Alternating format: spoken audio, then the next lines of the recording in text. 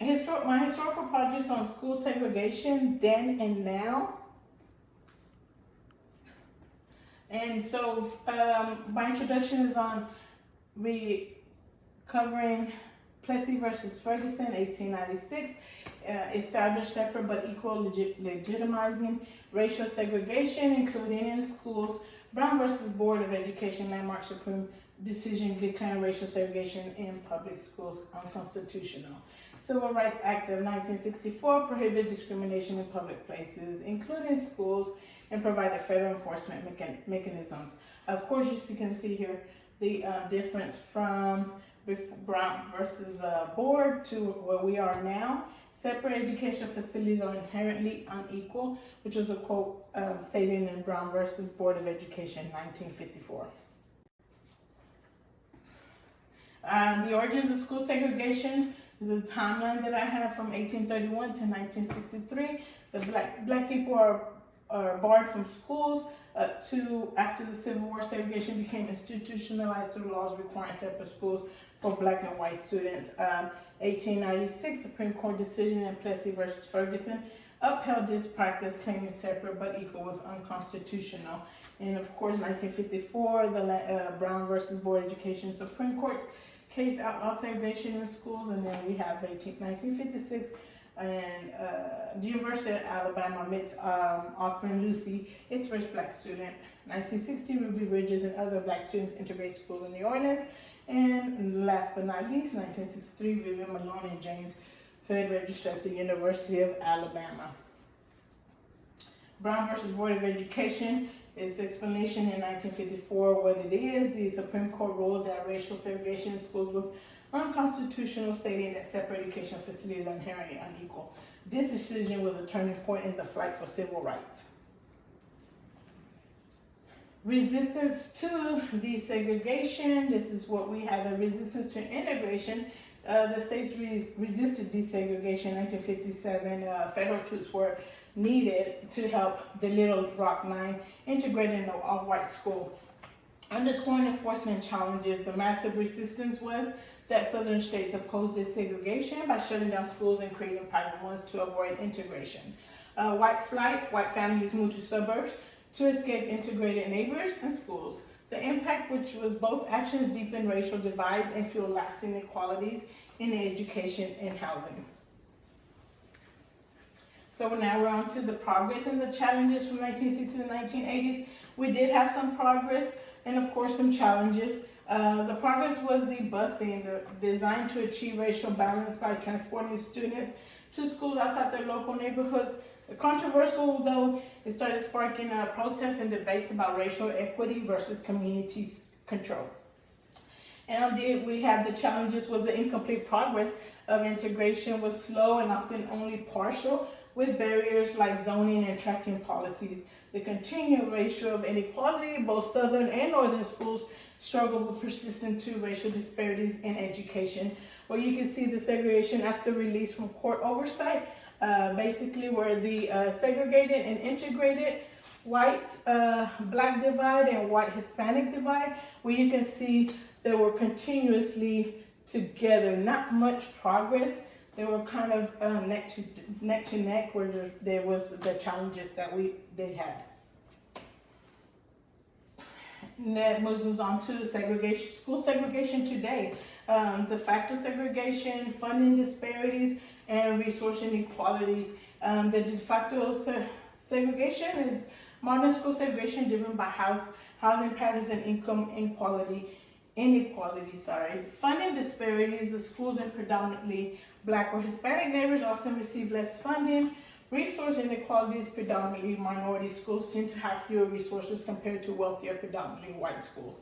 And here you'll see the renewed trend in school segregation, of the percentage of black students at schools with majority of white students by U.S. region, and of course the national average of spent the finances and resources that they have. When I think of school segregation, many don't think, oh, well, they're not segregated because they're all mixed with color as far as by race. But when you look at it, they are being segregated because of the minorities or because of the income, which that's where the resources, you'll see that they lack resources because of the funding. School segregation today is continued. This is elaborating more on the de facto segregation, because the modern school segregation driven by housing patterns and income inequality, as I was stating beforehand. And this is just a map of the homeowners loan corporation map, and this is where it gives you a breakdown of when the origins was basically redlining, and it was introduced in 1937, revealing the de facto segregation in Dallas, the perpetuation of segregation, government-backed mortgage policies ensured, and then of course the racial violence linked to 1950 bombings of African American homes, fueling racial hatred and systematic inequality. What you see is the green, blue, and yellow and red, the best to still desirable, definitely declining and hazardous. And the meaning for that was when it came to the homeowners, this is where they would see if the green neighborhoods the green neighborhoods were best, and those are the ones that would qualify. Yellow, and then you get to the red, and that's where predominantly the African American, Latino areas were effectively denied loans because of the area, of course, and it was a hazardous environment. The case studies that I researched was that Houston, Texas is one of the most diverse cities in the U.S. public schools and remain among the most segregated. Similar trends are seen in other urban districts, reflecting broader societal inequalities. And of course, there's still schools still facing segregation issues today. Charter schools, magnet schools, Charlotte, Detroit, Chicago, and Houston.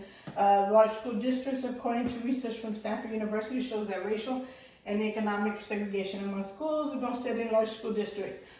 Segregation, you won't think of it because when I see magnet schools, I think all these schools, of course, are being segregated. You have to qualify, you have to have certain grades for the magnet schools to be accepted.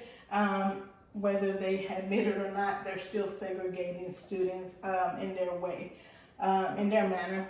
Historical segregation compared at the time of Brown, about 90% of students were white and most of the students were black. Today, according to 2022 federal report, 46% of public school students are white, 28% are Hispanic, 15% are black, 6% are Asian, and of course, 4% multiracial and 1% American Indian. You don't see a lot of progress. It's somewhat some progress, but of course, that's where we stand now. I feel that it's segregation today. We did have efforts towards equity, magnet schools, and fund initiatives aimed to create diverse, equitable learning environments. They did want to have inclusive policy and programs. Magnet schools, charter schools, increased funding, affirmative action, diversity initiatives, desegregation, busing, school choice and vouchers, restorative justice and SEL, equity audits, teacher diversity, immigration, and language support challenges to success. Some of these have been touched, and they now as my role as a teacher in education, I do see where they do lack quite a bit of this immigration and language support. They do tend to provide sort of resources for English learners, which to enhance inclusion, but at the end of the day, they're not completely giving them the resources that should be given. As far as teacher diversity, you do have some diversity that promotes a representative teaching workforce, but at the same time, you still do not have a diversity depending on the area of the schooling or neighborhood that you are in. Efforts towards equity continued. Activists continue to push for policy changes that address systematic inequalities in education. We have the National Association for the Advancement of Colored People, which is in NAACP, and it works to fight racism in education, make sure all students have equal opportunities. And of course, we do have the ACLU, American Civil Liberties Union, and challenges unfair school discipline practices and fights for marginalized students to have better access to higher education. NEA is National Education Association, a teachers union that stands up for racial justice in schools and pushes for chances to fix inequalities in education. Alliance for Educational Justice fights for equal education by advocating for policies and organizing communities to create change. Brothers Son Selves Coalition focuses on changing school discipline practices to reduce racial disparities and improve the overall school environment. So that brings us to our conclusion. When I think of one word When one word comes to mind when I hear desegregation, I think inclusion. Integration, I think unification. And resegregation, I think division. And when I say that equal education is important for fairness and success in society, it helps people reach their full potential and reduces inequality. Closing gaps in resource and opportunities is crucial for progress. The key efforts should include better funding for our schools with more resources, use teaching methods that include everyone, and making sure our students have access to technology and learning tools. And of course, giving everyone the same chance to succeed strengthens both individuals and society. And when I say everyone, it's diversity, no matter your race. Your race should not come and play when it's giving everyone the same chance to succeed.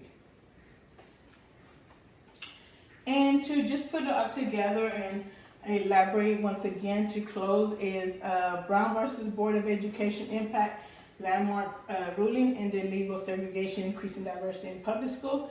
Persistent challenges that continue is de facto segregation remains due to residential patterns and socioeconomic disparities. Resegregation trends, relaxed desegregation mandates have led to a rise in resegregation. Resource inequalities, unequal allocation of resource disadvantages minority and majority schools, and the housing discrimination. Discriminatory practices contribute to school segregation inequalities. And I have the number one, I think, best quote for education by Nelson Mandela. Education is the most powerful weapon which you can use to change the world. And I have now a short clip on segregation, and which is a struggle for civil rights.